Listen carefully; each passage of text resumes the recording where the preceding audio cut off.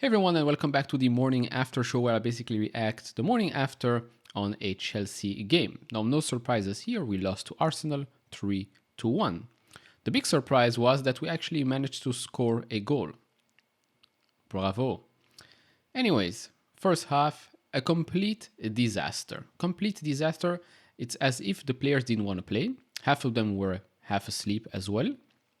The two goals from Odegaard, copy-paste. Basically copy-paste. First one, Kovacic doesn't even know where Odegaard is. Second one, Sterling, same story there. Doesn't follow him either. Third goal, how many defenders do you need? I mean, there were 4 of them, 1 of Arsenal. I mean, come on. What's the point of showing up if you can't even do the basics? This is exactly what Frank Lampard keeps saying again and again. And I know some so-called Chelsea fans are saying, oh, sack Lampard, sack Lampard. For what? For the last handful of games for this season? What would that change? I can guarantee you now no other manager will come in right now until the end of the season. Also, I said this when we talked about Potter. I said it makes no sense to sack Potter for another 10 games to bring in another manager. Guess what? They sacked him. We got Lampard. We're not doing any better. You know why? Because if you use your brain a little bit, it's not the manager's fault.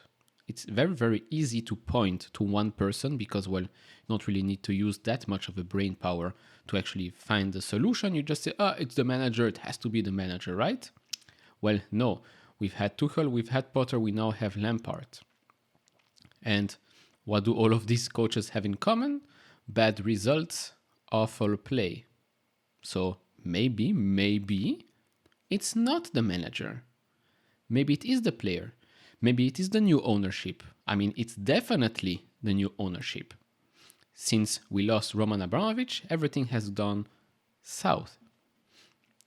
Ownership is a big deal in football. I mean, look at Daniel Levy. Although I think Spurs, like I said in my last video, Spurs were down 3-0 against Liverpool, 2-0 against Manchester United. At least they fought and got back. Of course, against Liverpool they lost, but at least they got back to 3-3. When we were down 3-0, I knew we were never going to come back. Never. Even when we scored, usually professional world-class players that actually want to fight for the club, usually when you score a goal and you have still some time to play, you push for that second goal because you know that if you score and it's 3-2, you know Arsenal will start to panic because the last couple of games for Arsenal, they were leading and then they lost the lead. So why didn't anybody push? I'll tell you why. Most of them don't care. Most of them aren't motivated anymore. They want the season to end. Fair enough. Fair enough. But when you get paid so much money, when you play for a club like Chelsea, I don't want to hear any excuses. Now, if you want to hear some stats or some fun stats actually, because on Saturday and Sunday, more goals were scored than Chelsea throughout the whole season. Right now, Chelsea scored 31 goals. 31 goals throughout the whole season. Only 4 clubs are worse than Chelsea currently. It's a joke. It's really a joke. And by the way, this might surprise you, but Chelsea actually conceded less than Arsenal this season. So you might say, defensively we weren't that bad. No, defensively we weren't good. Just that Arsenal weren't good either, but at least they outscored the opponent, which is something we can't do. Which, by the way, I'll take it back. I wanted Aubameyang to start. Horrible first half from him, but then again, horrible half from everyone. So, yeah, there is that. Now, next up, we have Bournemouth, which if we don't manage to win, if we actually lose, they go over us in the league. I mean, at this point, does it even matter? I think we just want to win maybe 1 game. That's about it. I think we can win 2 games, Bournemouth and Forest. I think those are the 2 games that are winnable for us right now, because then we also have to play against Newcastle and City, and I think United as well. But let's be honest, that's never going to happen. It's never going to be a win there. But again, today shows again and again mismanagement from the top, from the owners. You cannot buy a ton of players. At this point, I don't even know how many players we bought, but we bought way too many players. And we didn't buy the crucial ones, right? We didn't buy a real striker. We didn't buy a backup right back. Well, we did with Malo Gusto, but he's on loan to Lyon, which was also weird because he got injured. So, okay, there is that. Then, and number 6, I don't know what's going on with Kante's contract, but for now, I wish we offered him a new contract and he signed already, because if we're going to lose him for free, it's another mismanagement type of, I don't know, scenario.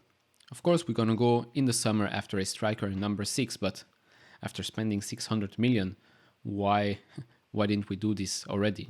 No, we want to sign every underage teenager in the world right now, because yeah, it's really going to do it. I mean, it's horrible season. I think Kai Havertz said it. Everything that could go wrong did go wrong this season. And again, I will criticize the ownership again and again, because this has been horrible since he came in. Of course, at first, fans on social media were extremely excited because we were buying players left, right, and center. But again, I don't care about buying players left, right, and center. I want good players and players that actually want to play for the club. And more importantly, players that the manager wants. Because remember, the list that Tuchel wanted during the summer, we didn't get those players, by the way. And we've talked about the reasons why Tuchel got sacked, etc., etc. That video will be in the top right corner. But going back to the game, again, horrible game, horrible first half. We scored 1 goal, congratulations. But that's about it. We cannot continue like this. I'm not going to blame Lampard. I'm going to blame the players, the mentality, and the ownership. Moving forward, hopefully, I don't know, if we get Pochettino, hopefully he has good discussions with the ownership, with the sporting director, with the technical one, and says, if I come in, I don't want the owner to interfere. And if that's not the case, then probably a year from now we'll have the same discussion again and again.